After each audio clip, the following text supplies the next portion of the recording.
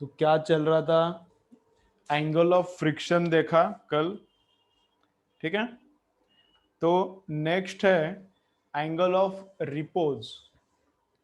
Next है angle of repose. तो angle of repose क्या रहता है? तो एंगल ऑफ रिपोज देखो क्या रहता है।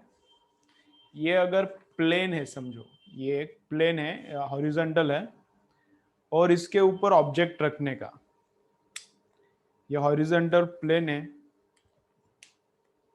इसके ऊपर ऑब्जेक्ट रखने का पेन है, और इसको ऐसा उठाने का भी स्टार्ट करने का।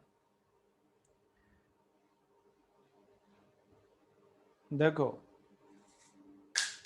तो जिस इस एंगल पे पेन स्लिप होता है, इस एंगल पे पेन स्लिप हो गया, नीचे गिर गया। तो जिस एंगल पे प्लेन स्लिप होता है, जिस एंगल पे ऑब्जेक्ट स्लिप होता है, उस एंगल को बोलते हैं एंगल ऑफ रिपोज। जिस एंगल पे ऑब्जेक्ट स्लिप होता है, उस एंगल को बोलते हैं एंगल ऑफ रिपोज।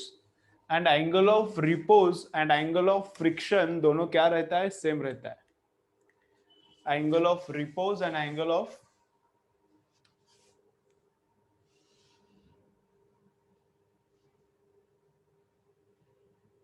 फ्रिक्शन दोनों क्या रहता है? सेम। ऑब्जेक्ट ऐसा है, और कौन सा भी ऑब्जेक्ट रहने दो, किसी भी मास का ऑब्जेक्ट रहने दो, उसी एंगल पे स्लिप होता है। उसका सरफेस अलग है, कोएफिशिएंट ऑफ फ्रिक्शन अगर अलग हो जाता है तो थोड़ा बहुत एंगल चेंज हो जाएगा, लेकिन अगर कोएफिशिएंट ऑफ फ्रिक्शन सेम है, if coefficient of friction is same, तो सेम एंगल पे ऑब्जेक्ट बड़ा रहने दो, मतलब मासिव रहने दो, या फिर छोटा रहने दो, छोटे मास का, at the same angle object starts to slip.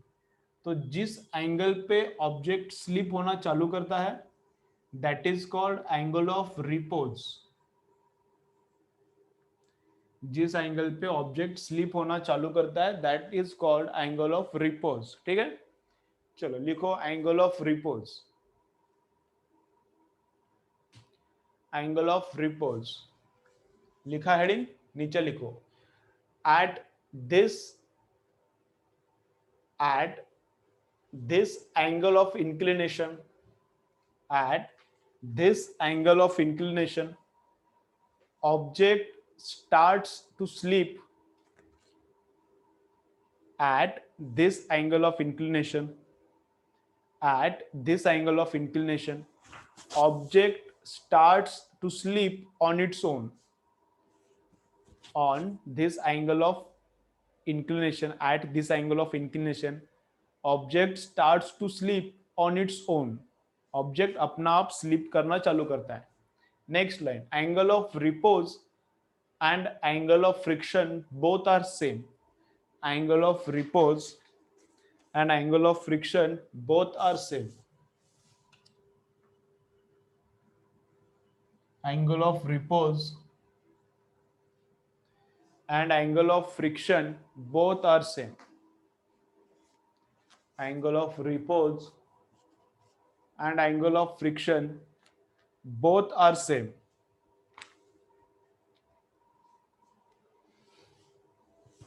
ठीक है, okay. Running, cycling and object को पुश करते वक्त फ्रिक्शन किधर किधर रहता है, इसके बारे में थोड़ा सोचेंगे। तो रनिंग करते वक्त यहां पे एक आदमी है और वो रनिंग कर रहा है,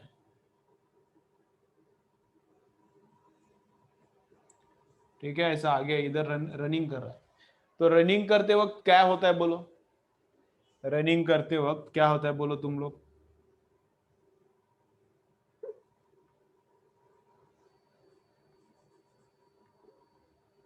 तो रनिंग करते वक्त या फिर वॉकिंग करते वक्त, दोनों ये की रहता है, दोनों में कुछ फर्क नहीं है इधर फ्रिक्शन के डायरेक्शन के हिसाब से। तो रनिंग करते वक्त या फिर वॉकिंग करते वक्त फ्रिक्शन किस डायरेक्शन में रहता है, चलो बोलो। This man is going in forward direction, तो फ्रिक्शन किधर है? बैकवर्ड डायरेक्शन में है क्या फॉरवर्ड डायरेक्शन में है? बी या फिर एफ? चलो कमेंट करो। फ्रिक्शन कौन से डायरेक्शन में है।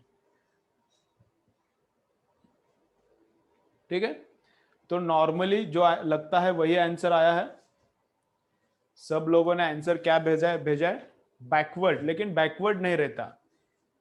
वॉकिंग करते वक्त फ्रिक्शन क्या रहता है, वॉकिंग करते वक्त फ्रिक्शन बैकवर्ड डायरेक्शन में नहीं रहता, फॉरवर्ड डायरेक्शन में रहता है।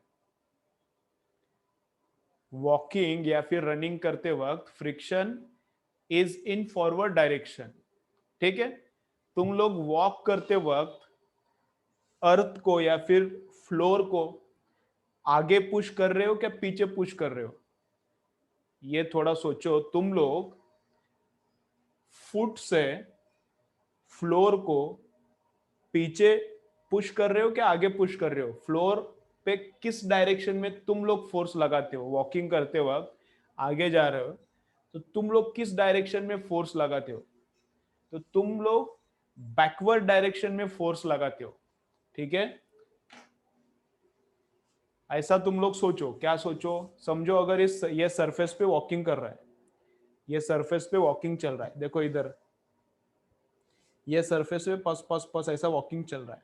अगर ये सरफेस पे पूरा मैं ऑयल ऑयल लगाऊंगा, अगर ये जो सरफेस है इस सरफेस पे मेरा पूरा ऑयल लगा के इसको एकदम स्मूथ फ्रिक्शनलेस बनाऊं, तो इधर वॉकिंग करते वक्त मेरा पैर किधर फिसलेगा, बैकवर्ड डायरेक्शन में क्या फॉरवर्ड डायरेक्शन में। इधर से वॉक करते वक्त मैं क्या होगा, अगर इधर फ्रिक्शन है ही नहीं तो ऐसा होगा ना, अगर फ्रिक्शन है तो आगे आगे जाऊंगा, अगर फ्रिक्शन है तो आगे आगे जाऊंगा, फ्रिक्शन नहीं तो ऐसा उधर का उधर ही। मतलब ये बैकवर्ड डायरेक्शन में पैर कैसा स्लिप होगा मेरा, बैकवर्ड डायरेक्शन में। अगर लेग, अगर लेग लेग नहीं लेग लेग बैकवर्ड डायरेक्शन में स्लिप मार रहा है, लेग बैकवर्ड डायरेक्शन में स्लिप मार रहा है, ये पीछे आने का ट्राई कर रहा है, तो फ्रिक्शन इसको पीछे नहीं आने देता। ये अगर लेग पीछे आने का ट्राई कर रहा है तो फ्रिक्शन उसे पीछे आने नहीं देता, फ्रिक्शन क्या करता है इसको पकड़ता है और आगे पुश करता है, तो इसलिए बॉडी आगे जाता है, इसलिए बॉडी आगे जाता है। राठौड़ अभी जो ऑप्शंस दिया है पूरा मत, बैकवर्ड भी बोलता है फॉरवर्ड भी बोलता है, समझ रहे हैं ना मैं क्या बोल रहा हूं। तो फुट फ्लोर को पीछे पुश कर रहा है, फुट फ्लोर को पीछे पुश कर रहा है। अगर सरफेस ऑयली है तो फुट किधर स्लिप हो जाएगा, मैं इधर जा रहा हूं तो बैकवर्ड डायरेक्शन में स्लिप हो जाएगा। अगर फ्रिक्शन है तो वो बैकवर्ड डायरेक्शन में स्लिप नहीं होगा, क्यों, क्योंकि नीचे फ्लोर और फुट में जो फ्रिक्शन है वो लेग को फुट को आगे की डायरेक्शन में पुश करता है, तो लेग को आगे की डायरेक्शन में पुश करता है तो बॉडी भी आगे जाता है। ठीक है, तो मसल्स क्या कर रही है, वॉकिंग करते वक्त मस्कुलर फोर्स बैकवर्ड डायरेक्शन में है,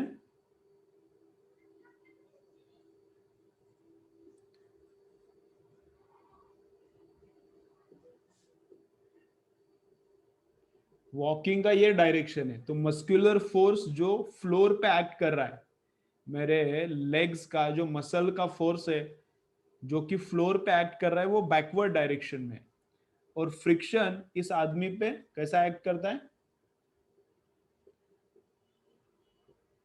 फॉरवर्ड डायरेक्शन में। मसल के वजह से फॉरवर्ड डायरेक्शन में नहीं जाता आदमी, मसल्स के वजह से फॉरवर्ड डायरेक्शन में नहीं जाता। अगर फ्रिक्शन नहीं है और मसल है कुछ फायदा नहीं है। फुट एंड फ्लोर में अगर फ्रिक्शन नहीं है तो आदमी आगे नहीं जा सकता, मस्कुलर पावर होके भी कुछ फायदा नहीं है। तो मस्कुलर पावर के वजह से आगे नहीं जा रहा, वो मेनली आगे किसके वजह से जा रहा है, बिकॉज ऑफ फ्रिक्शन। तो फ्रिक्शन आदमी को आगे पुश करता है इसलिए आदमी आगे जाता है। ठीक है, ऐसा है सब ये। आवाज नहीं आ रहा, चाहिए सब अच्छा है इधर। जब फोन का आवाज बढ़ाओ, फोन का आवाज बढ़ाओ तुम्हारे, बाकी किसी को प्रॉब्लम नहीं है। ठीक है, तो ये वॉकिंग के वक्त ऐसा है, रनिंग के वक्त भी ऐसा ही। ओके, चलो, रनिंग करते वक्त भी ऐसा ही लफड़ा है। आगे रनिंग कर रहा है तो फ्रिक्शनल फोर्स भी आदमी पे आगे, और आदमी ने जो मस्कुलर फोर्स लगाया फ्लोर पे वो बैकवर्ड डायरेक्शन में है।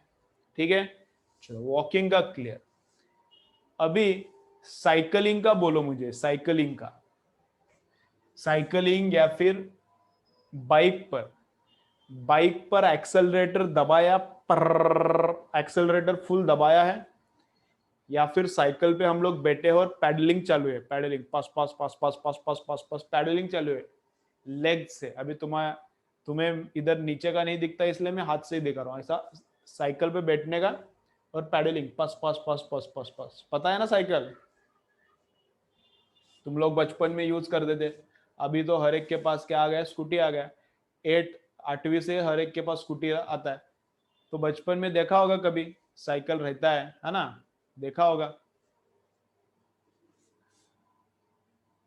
तो साइकिल में कैसा रहता है बोलो।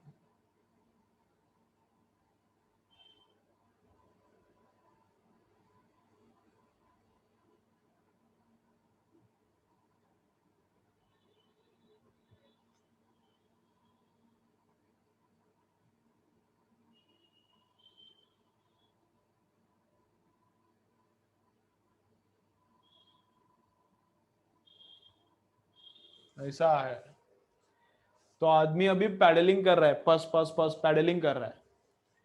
तो अलग अलग रहता है, अलग अलग व्हील्स पे फ्रिक्शनल फोर्स अलग अलग रहते हैं। पैडलिंग कर रहा है तो पीछे जो व्हील है उसको अभी पावर है, पैडलिंग कर रहा है या फिर टू व्हीलर है और एक्सेलरेटर दबाया, एक्स दबाया मतलब बढ़ाया, एक्सेलरेटर बढ़ाया टू व्हीलर पे, या फिर पैडलिंग कर रहा है मतलब पीछे जो व्हील है उसको पावर है, अभी उसको पावर, उसमें पावर पुट किया। तो फ्रिक्शन किधर है बोलो मुझे। चलो, तो फ्रिक्शन किधर किधर है बोलो। चलो बोलो, ये रियर व्हील पे बोलो पहले, इसके ऊपर बाद में देखेंगे, ये फ्रंट व्हील पे देखेंगे बाद में। रियर व्हील पे बोलो फ्रिक्शन किस डायरेक्शन में है, रियर व्हील पे, रियर व्हील का बोलो मुझे बस।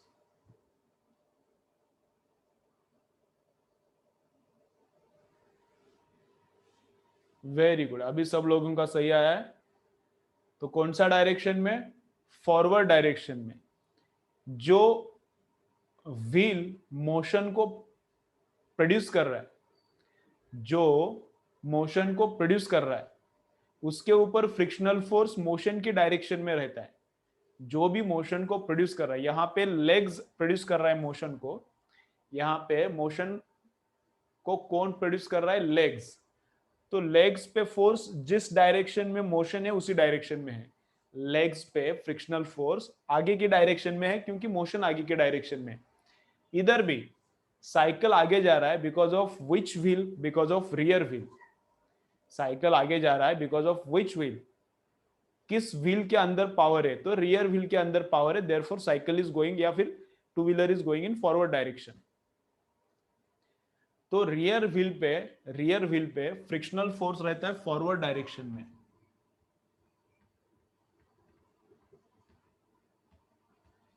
रियर व्हील में फ्रिक्शनल फोर्स रहता है फॉरवर्ड डायरेक्शन में, और फ्रंट व्हील में फ्रिक्शनल फोर्स रहता है बैकवर्ड डायरेक्शन में। ठीक है ना। फ्रंट व्हील में तो कुछ फोर्स नहीं है, फ्रंट व्हील में तो कुछ फोर्स नहीं है। तो फ्रंट व्हील में तुम लोग सोचो, अभी हर एक का मैं एक्सप्लेनेशन अगर करने लगूंगा तो बहुत ज्यादा टाइम लगेगा, इसको ही तुम लोगों को भी थोड़ा सोचना पड़ेगा। तो फ्रंट व्हील पे फ्रिक्शनल फोर्स क्या है, बैकवर्ड डायरेक्शन में। रियर व्हील पे फ्रिक्शनल फोर्स क्या है, फॉरवर्ड डायरेक्शन में। ठीक है, ओके। और एक एग्जांपल देखेंगे, समझो। इधर एक ब्लॉक है, इधर एक ब्लॉक है, और उसको क्या कर रहा है, एक आदमी पुश कर रहा है। इधर एक ऐसा ब्लॉक है और इसको ये आदमी क्या कर रहा है, ऐसा पस करके पुश कर रहा है। तो मैन पे फ्रिक्शनल फोर्स किस डायरेक्शन में है, मैन पे पहले बोलेंगे। इस मैन पे इधर जा रहा है दोनों, ये आदमी इसको इधर पुश कर रहा है और खुद भी आगे वॉक करते हुए जा रहा है, ऐसा फस फस फस फस फस फस ऐसा। बोलो मैन पे फ्रिक्शनल फोर्स किस डायरेक्शन में है?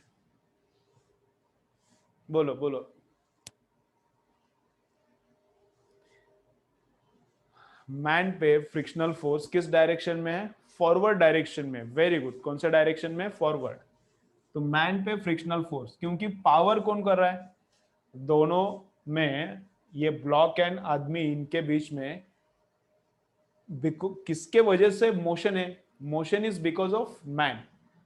तो इस जिस डायरेक्शन में मोशन रहता है उसी डायरेक्शन में फ्रिक्शनल फोर्स। इधर मोशन लेग्स के वजह से तो लेग्स में फॉरवर्ड डायरेक्शन पे फोर्स, इधर मोशन रियर व्हील तो रियर व्हील पे फॉरवर्ड, इधर मोशन बिकॉज ऑफ मैन तो मैन पे फ्रिक्शनल फोर्स फॉरवर्ड।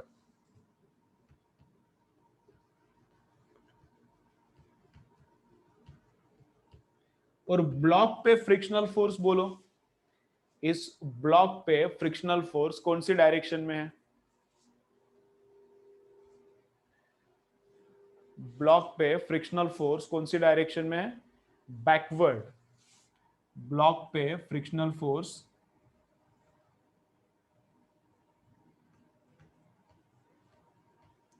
ब्लॉक पे फ्रिक्शनल फोर्स बैकवर्ड डायरेक्शन में है। ठीक है,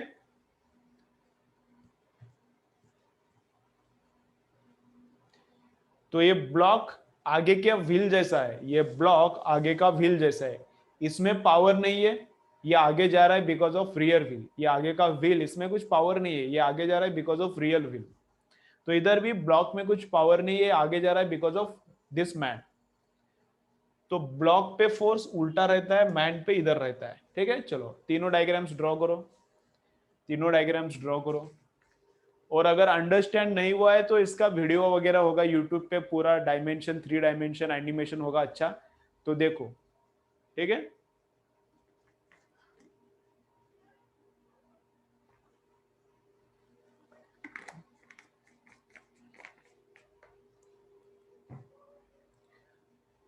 नोटबुक पे लिखना, नोटबुक पे अगर लिखना है तो फ्रिक्शन नहीं है तो नोटबुक पे लिखना भी पॉसिबल नहीं है। अगर बॉल पेन से नोटबुक पे लिखना है एंड फ्रिक्शन नहीं है, अगर फ्रिक्शन नहीं है तो नोटबुक पे लिखना भी पॉसिबल नहीं है। ठीक है, तो बहुत सारा ऐसा नहीं है कि फ्रिक्शन ओनली न्यूसेंस प्रोड्यूस करता है, फ्रिक्शन ओनली तकलीफ देता है, ऐसा कुछ नहीं है। फ्रिक्शन, फ्रिक्शन के वजह से तो मोशन है, फ्रिक्शन नहीं रहता तो मोशन नहीं रहता। कभी कभी लगता है ना फ्रिक्शन एनर्जी कंज्यूम कर रहा है, फ्रिक्शन नहीं रहता तो अच्छा रहता, लेकिन वैसा नहीं है। बिकॉज ऑफ फ्रिक्शन मोशन है, अगर फ्रिक्शन नहीं रहता तो ज्यादा लफड़ा रहता, फ्रिक्शन है वो अच्छा है। ठीक है, चलो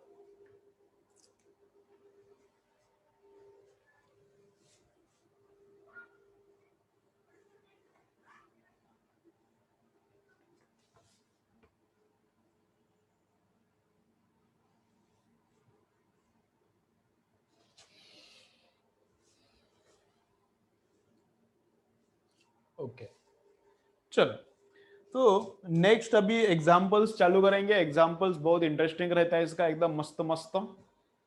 चलो तो लिखो, आज बच्चे ज्यादा कैसे दिख रहे रे, किधर से आ गए बच्चे? चल लिखो, find out acceleration of block, find out, find out acceleration of block. काय राहिले होते बच्चे, राहिले होते काय बोलतो शुभम, काय बोलतो राहिले होते, काय राहिले होते? Find out acceleration of block और डायग्राम निकालो ऐसा। Find out acceleration of block एकदम इंटरेस्टिंग रहता है, फ्रिक्शन सॉल्व करने का इंटरेस्टिंग रहता है। इसमें बहुत डिफिकल्ट भी न्यूमेरिकल्स रहता है, लेकिन तुम लोग ज्यादा डिफिकल्ट वाला न्यूमेरिकल मत करो। आजकल नीट का पेपर सीईटी का वैसे भी इजी आता था, आजकल नीट का पेपर सीईटी के लेवल से गया गुजरा हो गया है नीट का पेपर, और नॉर्मल हो गया है। हाँ, जेई मेन का अच्छा आता है पेपर आज भी, तो जो लोग जेई के लिए प्रिपेयर कर रहे हैं उनको थोड़ा अच्छा न्यूमेरिकल सॉल्व करना पड़ेगा। लेकिन नीट वालों को और ये सीडी वालों को कुछ ज्यादा डिफिकल्ट न्यूमेरिकल्स मत सॉल्व करो, चंगू मंगू न्यूमेरिकल सॉल्व करो, उस पे ही होता है काम। लेकिन सॉल्व करो, लेकिन सॉल्व करो। बस फॉर्मूला देखने का और सॉल्व कुछ भी नहीं करने का तो तुम्हारा कुछ भी नहीं होगा। तुम्हें हॉस्पिटल के सामने केले के गाड़े पे केला बेचना पड़ेगा, ठीक है, कुछ नहीं होगा तुम्हारा। सॉल्व करना पड़ेगा, सॉल्व इजी आता है पेपर, मतलब आराम से नहीं लेने का, मेरिट भी उतना बढ़ रहा है तो पढ़ाई तो करना ही पड़ेगा।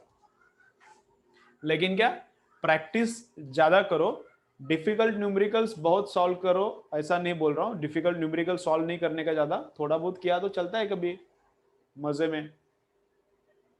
लेकिन सिंपल सिंपल न्यूमेरिकल्स का जो एररलेस में ऑर्डिनरी न्यूमेरिकल्स रहता है उसी टाइप का बहुत ज्यादा न्यूमेरिकल सॉल्व करो, ठीक है। ओके चलो, तो इस, अरे फोन आया, फोन आया, फोन आया, फोन आया।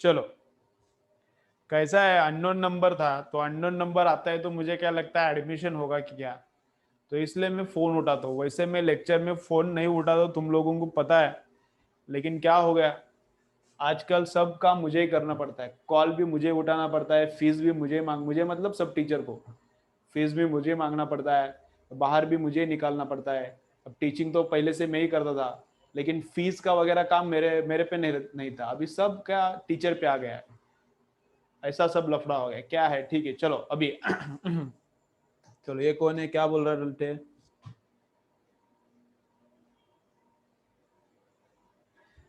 हाँ वो सर बोल रहे थे तुम्हारे, ये भी पाटिल सर बोल रहे थे ऑनलाइन लेक्चर ले सकते हो तो लो सर, तो सर को हाँ बोल दिया।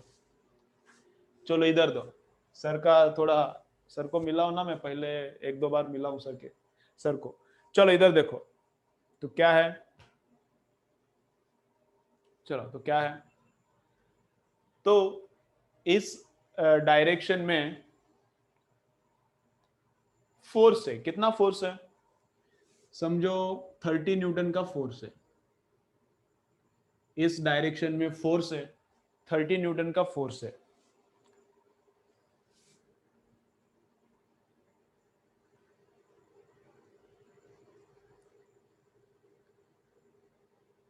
ठीक है, ओके। हॉरिजेंटल के साथ फोर्स ने कितना एंगल किया है, 30 डिग्री ही किया है। चलो देखो, इस डायरेक्शन में 30 न्यूटन का फोर्स है, एंड फोर्स ने हॉरिजेंटल के साथ कितना एंगल किया है, 30 डिग्री एंगल किया है। ओके, ऑब्जेक्ट है 10 किलोग्राम का,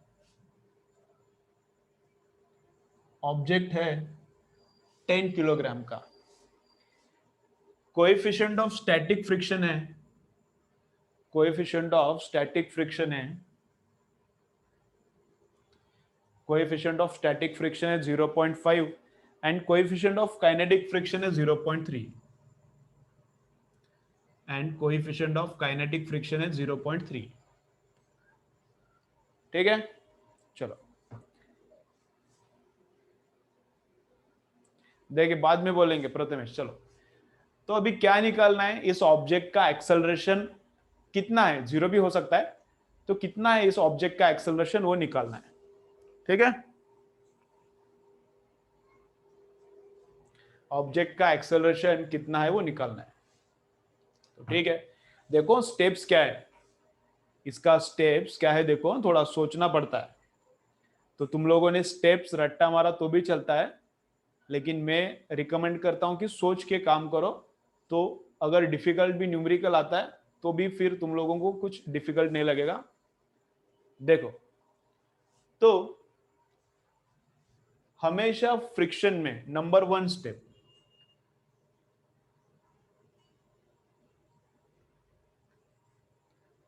हमेशा फ्रिक्शन में नंबर 1 स्टेप क्या है? Find out normal reaction. पहला काम करना है, फ्रिक्शन का फॉर्मूला प्रॉब्लम है तो पहला काम करना है नॉर्मल रिएक्शन निकालो। दूसरा काम करना है एफ लिमिटिंग निकालो। सेकेंड करना है एफ लिमिटिंग निकालो एंड एफ काइनेटिक निकालो। तो ये दो काम करना है, एफ लिमिटिंग निकालो, एफ काइनेटिक निकालने का, और फिर उसके बाद फिर एक्सेलरेशन निकालने का। ठीक है, अगर एक्सेलरेशन वाला प्रॉब्लम आता है तो इन स्टेप्स के साथ जाने का। ओके चलो, तो देखो पहला काम है नॉर्मल रिएक्शन, तो वो निकालेंगे। तो ग्रेविटी इसको पुल करता है डाउनवर्ड डायरेक्शन में mg, ग्रेविटी इसको नीचे खींचेगा कितनी फोर्स से? mg से, 10g से। अपवर्ड डायरेक्शन में नॉर्मल रिएक्शन रहेगा r, अपवर्ड डायरेक्शन में नॉर्मल रिएक्शन कितना है? r है। ठीक है, ओके। इधर ठीक है, अभी हाँ ये 30 डिग्री फोर्स है तो 30 का कंपोनेंट्स लेना पड़ेगा। तो 30 का ये हॉरिजॉन्टल कंपोनेंट आता है 30 cos 30, 30 का हॉरिजॉन्टल कंपोनेंट कितना आता है? 30 cos 30, एंड 30 का वर्टिकल कंपोनेंट क्या आता है? 30 sin 30। ठीक है, इधर 30 न्यूटन फोर्स है, उसका horizontal component cos, vertical component sin आता है। अभी गेम चालू करते हैं, अभी इक्वेशंस लिखना चालू करते हैं। तो फर्स्ट इक्वेशन, ऑब्जेक्ट पे ऐसा फोर्स लगाने के बाद ऑब्जेक्ट ऊपर के डायरेक्शन में उड़ेगा क्या नहीं उड़ेगा, वो किससे पता चलेगा? इस फोर्स से, या अपवर्ड फोर्स से। या डाउनवर्ड फोर्स कितना है? एक अप्रोक्सीमेटली मैं फोर्स निकालता हूं, सोचो, अभी सोचना पड़ेगा। इसमें कुछ ट्रिक्स विक्स नहीं रहता, इसमें सोचना ही पड़ेगा, दिमाग लगाना ही पड़ता है। मैकेनिक्स में थोड़ा प्रॉब्लम ऐसा रहता है कि उसमें स्टेप वाइज कुछ काम नहीं होता, थोड़ा तो दिमाग लगाना ही पड़ता है। तो समझो, अगर ये अपवर्ड फोर्स, ये 30 का जो साइन कंपोनेंट आएगा, ये अपवर्ड फोर्स बड़ा है इससे, तो ऑब्जेक्ट ऊपर जाएगा। अगर ये डाउनवर्ड बड़ा है तो क्या होगा? नीचे नहीं जाएगा। अगर ये डाउनवर्ड बड़ा है तो नीचे नहीं जाएगा। रिएक्शन फोर्स प्रोड्यूस होता है, तो रिएक्शन और ये मिलके दोनों इसको कंपेंसेट करते हैं। तो ये कितना है? 10 इंटू 10 अप्रोक्सीमेटली 100 न्यूटन है। और ये वाला फोर्स कितना है? साइन 30 मतलब हाफ रहता है, 30 इंटू हाफ मतलब 15 न्यूटन। ये छोटा है, ये बड़ा है। ये बड़ा है इसलिए नीचे नहीं घुसता, फिर ये बड़ा फोर्स है तो नीचे नहीं घुसता, नॉर्मल रिएक्शन उसको एडजस्ट करता है। ये समझा नहीं होगा तो टेंशन मत लो, छोड़ो। अभी जो बोला मैंने थोड़ा डीप बोला था, समझा नहीं होगा तो टेंशन मत लो, छोड़ दो उसको। चलो वापस से आता हूं मैं।